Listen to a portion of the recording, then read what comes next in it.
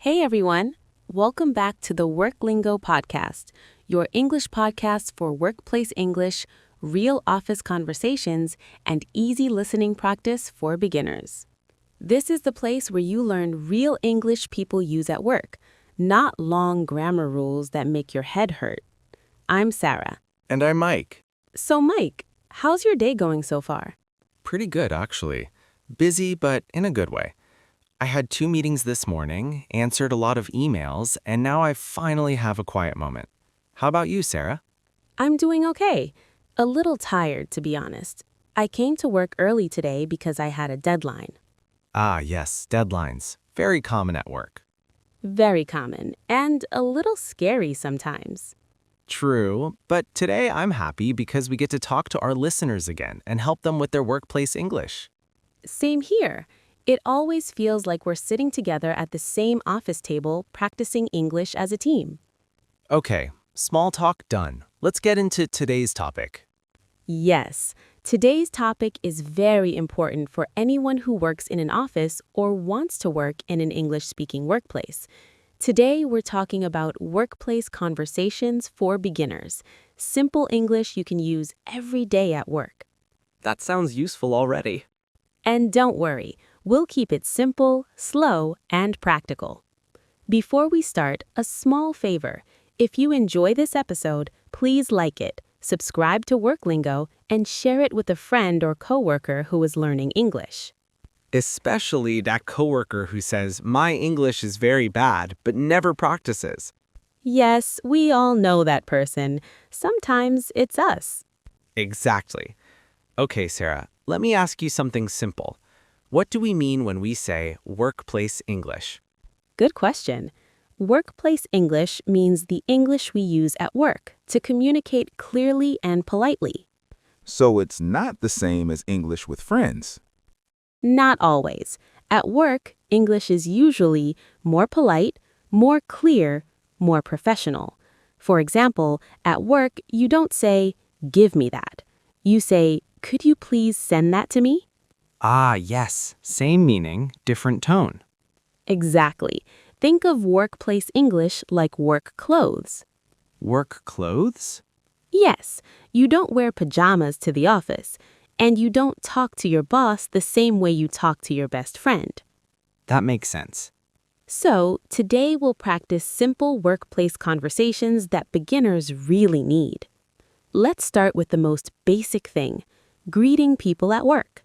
Yes, very simple but very important. Mike, imagine you arrive at the office in the morning and see your coworker. What do you say? I usually say, "Good morning." Simple and perfect. You can also say, "Good morning, how are you?" Or, "Hi, how's it going?" But remember, at work, keep it friendly but not too personal. Right. And if someone asks, "How are you?" you don't need a long life story. Exactly. You can say, "I'm good, thanks." Or, "Doing well, thank you." Or, "Pretty good."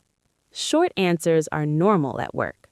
Now let's talk about something very common, talking about tasks. Yes, this happens every day. Mike, how would you tell me what you are working on?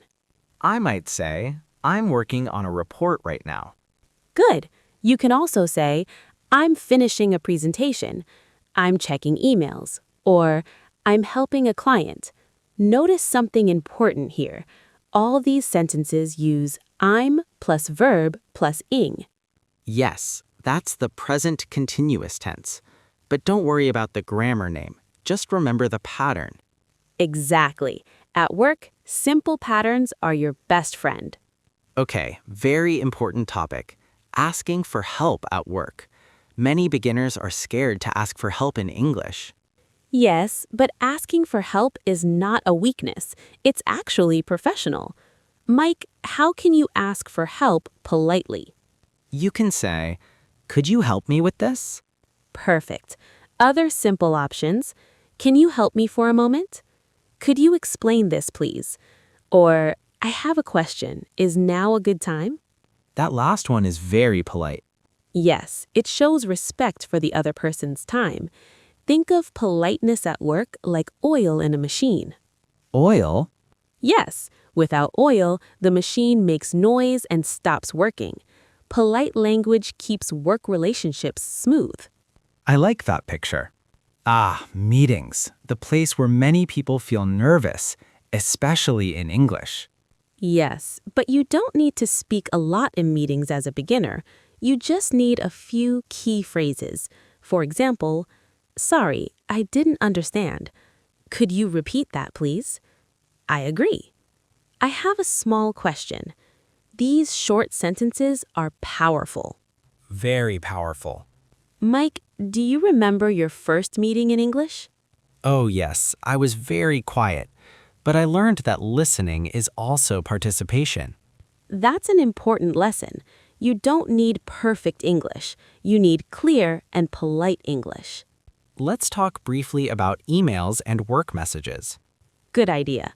Work emails don't need to be fancy. They need to be clear. A simple work email often has a greeting, the main message, and a polite ending. For example, "Hi Mike, can you please send me the file by today? Thank you, Sarah." Short, clear, professional. Yes, many beginners think long emails are better. But at work, short and clear is better. Okay, let's slow down and explain a few common workplace words. First word, task. A task is a piece of work you need to do. For example, my task today is to update the document. Next word, deadline. A deadline is the time when work must be finished. For example, the deadline is Friday. Next word, meeting. A meeting is when people come together to talk about work. For example, we have a meeting at 10 a.m. Next word, manager. A manager is the person who leads a team. For example, my manager asked me to send an email. Next word, schedule. A schedule is your plan for the day or week. For example, my schedule is very busy today. If you want, pause the podcast and repeat these words slowly. Sarah, can I share a small story? Of course. When I started my first job, I was afraid to speak English. One day, my manager asked, "Do you understand?" I understood maybe 70%, but I said yes. Uh-oh. Yes, later I made a mistake because I didn't ask questions. That's a common problem. After that, I learned to say, "Sorry, could you explain that again?" And everything became easier. That's a great lesson. Clear communication saves time and stress. Let's give our listeners simple workplace English tips. Tip 1. Use simple sentences. Simple is professional. Tip 2. Ask questions. Questions show interest, not weakness. Tip 3. Listen carefully. Listening is a big part of communication. Tip 4. Practice small phrases every day.